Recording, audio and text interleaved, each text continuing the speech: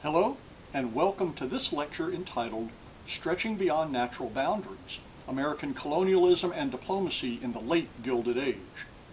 This lecture will cover the ways the United States began to enter the world stage, competing for colonies the way other so-called advanced nations did, even though it, the United States, was later to the imperial game than the oldest and most experienced colonial powers, Spain, France, and England.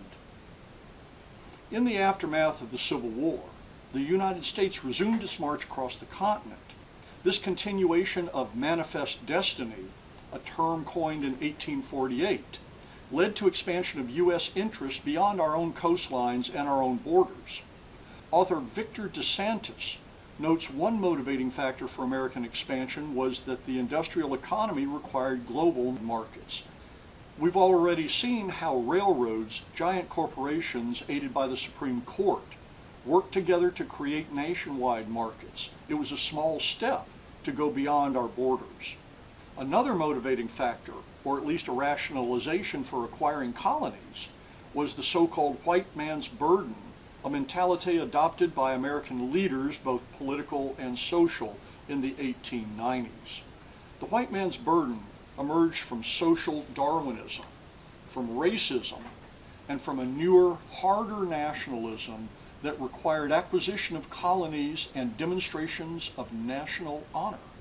The white man's burden mentality was intimately tied to the ideals of individual and national manhood that many felt were under assault by industrialization.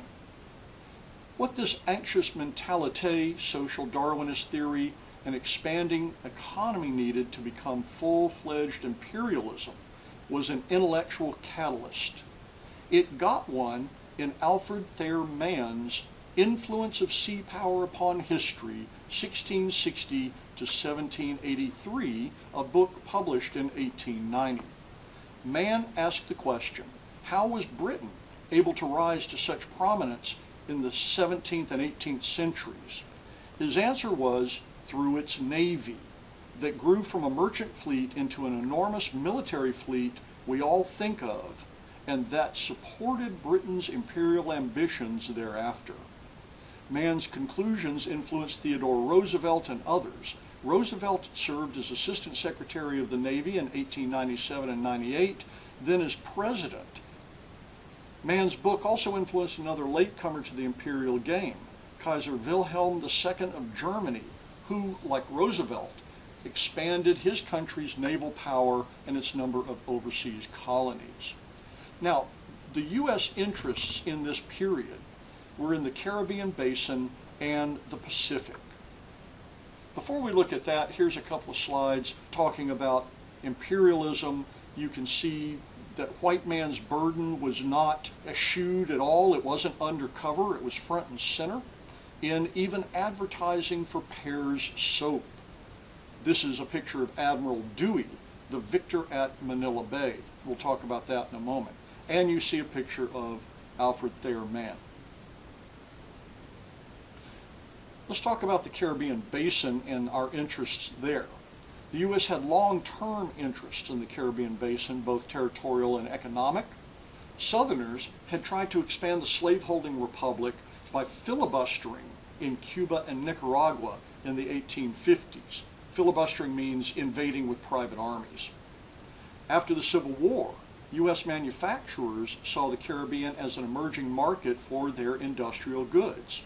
Americans also wanted the raw, exotic products of Caribbean agriculture and developed large corporate interest in sugar, coffee, and fruit, especially bananas. Americans were interested in a cross-isthmus canal as well. This was brought on in part by the California gold rush of the 1850s, and as the U.S. interests turned toward the Pacific in the Gilded Age, they wanted a canal to move military ships quickly from coast to coast. In the thoughts of the people who were in power at the time, any canal must be protected by expanded U.S. interests among the Caribbean islands. So the U.S. decided to programmatically isolate, drive out or buy out European colonial powers who owned Caribbean islands. That is, England, Denmark, Spain, France, and Germany were to be removed from the Caribbean basin. The U.S. had long sought influence in Cuba, the so-called Jewel of the Caribbean. Cuba had been ruled by Spain since the early 1500s, but by the 1890s, the Spanish Empire was thoroughly decrepit and retrograde. In 1895, an uprising against Spanish rulers flared. Jose Marti had agitated for this uprising and for U.S. intervention in it since 1881. Spain sent General Weyler to put this uprising down, and he established the world's first concentration camps. These were established for people who were loyal to the Spanish regime to close down their villages that provided sustenance for the rebels. These things severely overtaxed Weyler's capability and were awful, hellish places. In the U.S., the new yellow press of Hearst and Pulitzer stirred jingoism, which is a chauvinistic patriotism that was peculiarly warlike for a nation that had made a fetish of non-intervention. Nevertheless, President Grover Cleveland resisted participation in 1895 through 96, and his successor, President McKinley, also resisted participation from 1897 through early 1898. One significant advocate for intervention was, of course, Assistant Secretary of the Navy, Theodore Roosevelt. But circumstances changed that pushed McKinley to what we call the Spanish-American War. In February of 1898, Spanish Minister to the United States, Dupuy de Lomé, sent a letter to his superior that insulted and criticized McKinley very unfairly. It was, of course, intercepted by the Cuban rebels and was published by Hearst on February 9th. This led to a successful movement to have Dupuy recalled, but it took quite a while for that to happen. Then, on February 15th, the USS Maine exploded in Havana Harbor. Congress declared war on April 25th, retroactive to April 21st, to cover an embargo that Congress had declared, and a naval blockade began within mere days, giving evidence that it had been planned well in advance.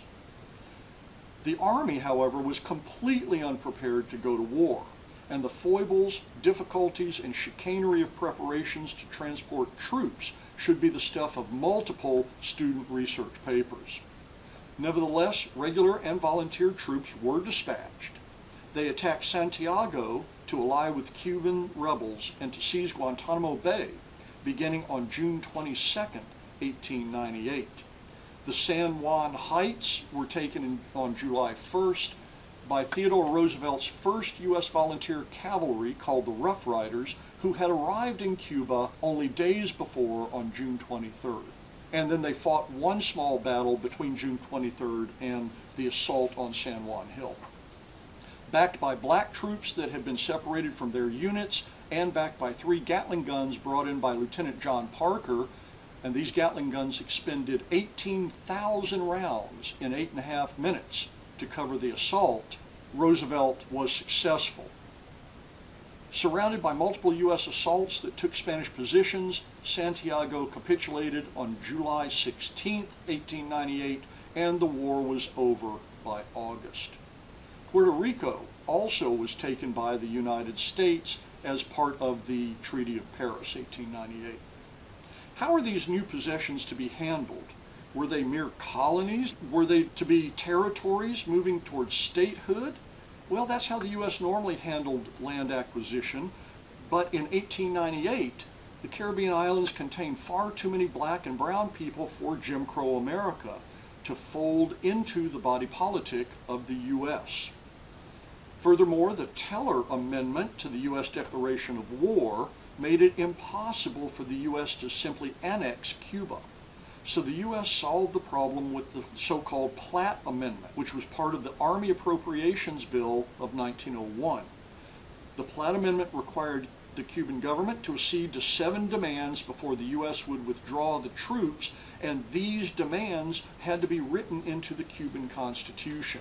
In 2 years, they had become part of the 1903 Cuban-American Treaty of Relations that lasted until 1934, and it established Cuba as a protectorate of the United States, a position of limbo between a territory and a colony. This allowed the U.S. to intervene in Cuban affairs, which it did by occupying Cuba from 1906 to 1909 and having William Howard Taft, who later became president, as military governor. Now here are some of the people associated with the Spanish-American War and with Cuba.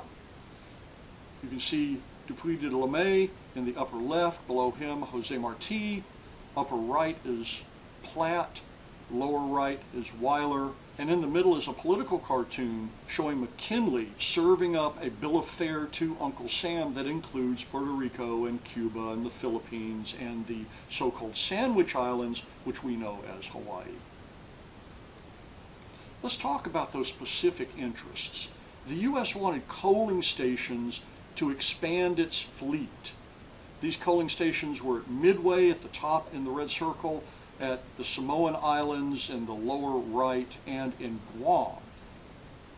These coaling stations were to allow ships from the U.S. fleet to make it all the way across the Pacific to stop and refuel when they needed to, and to patrol the Pacific.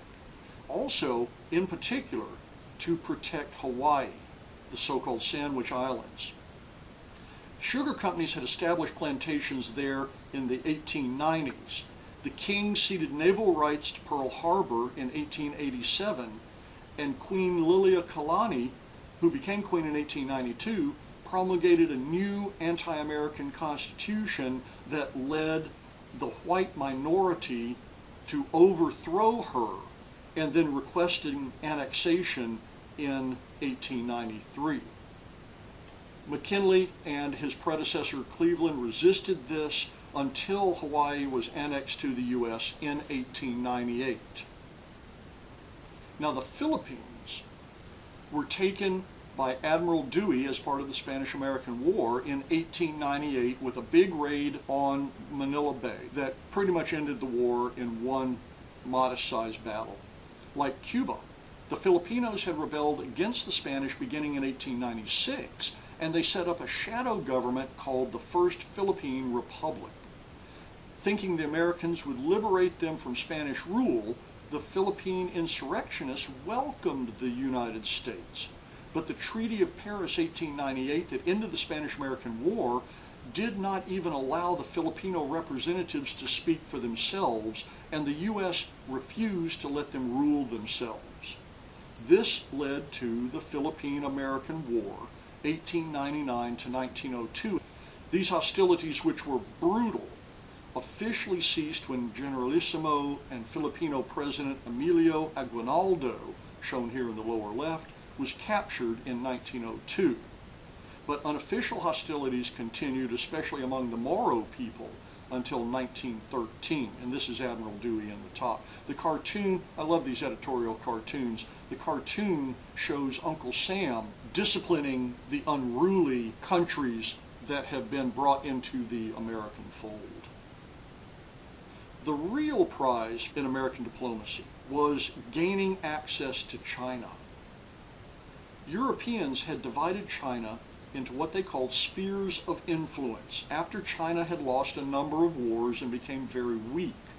The first of these wars stretched back to 1839 to 42, called the First Opium War, and in 1856 to 60 the Chinese lost the Second Opium War, both against England. Then in 1894 and 95 the Chinese lost the Sino-Japanese War to the emerging nation of Japan. The U.S., as a Johnny-come-lately to the world of colonial aspirations, opposed these spheres of influence, and you can see them on the map. The yellow at the bottom of the map is for France. The orange is British influence. The green just south of Beijing is German. The purple is Japan, and the red is Russia. What the U.S. proposed came to be called the open door policy in 1899. Secretary of State John Hay offered an agreement to the European powers without Chinese input at any point. The open door policy was to have all ports remain open to all traders, continued collection of Chinese custom duties by European and American cooperatives, no discriminatory pricing in port dues or rail rates against other European nations, required equality of strength of all European colonial powers. When one dominated, the open door would be ruined, which almost happened when the Japanese almost won the Russo-Japanese War of 1905. Nevertheless, the European powers didn't, oddly enough, jump at the chance to drop their spheres of influence and admit the U.S. to their division of China. To protect China from such colonial depredations, so-called societies of harmonious fists allied under the Dowager Emperor Zizi to throw all foreigners out of China. This is the Boxer Rebellion, and it moved from the northern provinces to Beijing in the summer of 1900. It was joined by elements of the Chinese Imperial Navy and Army, and suppressing the rebellion forced the 8 European colonial powers to join forces among themselves and to join with the U.S. They were successful in suppressing this rebellion in 1901, and then they allowed the U.S. to follow its open door policy as best it could while they continued to follow their spheres of influence. Let's look now at a couple of images concerning imperialism and the Boxer Rebellion in China. I want to draw your attention particularly to the cartoon on the right, in which the Chinese are simply a backdrop to European colonial powers dividing Chinese land, the Chinese pie, you might say. Let me summarize. In the late Gilded Age, the United States applied the antebellum concept of manifest destiny to its overseas expansion. This expansion was made possible and thought necessary because of industrialization, in which global markets began to supplement national markets. Other motivators and rationalizations included the white man's burden philosophy that said Anglo-Saxon races had the duty to civilize and improve darker people, and also an anxious masculinity throughout the Western world that, threatened by industrialization, loss of independence, and a still nascent, not fully formed definition of what constituted the nation, led them to demonstrations of power. For the U.S., expansion took place in the Caribbean basin, which Americans had coveted since the 1850s and led to the Spanish-American War of 1898. In turn, this war thrust the U.S. onto the world stage and made it a world player in the hunt for colonies. In a few years, the U.S. intervened in the affairs of the Cuban nations to pursue its own interests, the effects of which was to turn the Caribbean into an American lake. The U.S. was interested too in the Pacific. It wanted coaling stations in the Pacific to protect American sugar interests in Hawaii and to open the naval pathway to China. This led to the overthrow of the Hawaiian Queen and government and annexation by the U.S. as a territory. It also manifested in the Philippine-American War, and it thrust the U.S. into the maelstrom of China's carving up by Europeans into spheres of influence.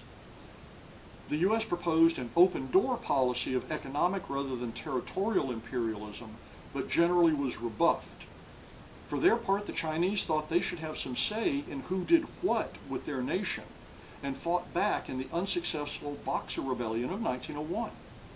The rebellion drew the European colonial powers closer together, and they made a place for the U.S. to exploit China also. This then ends the lecture, and as always, thanks for your attention.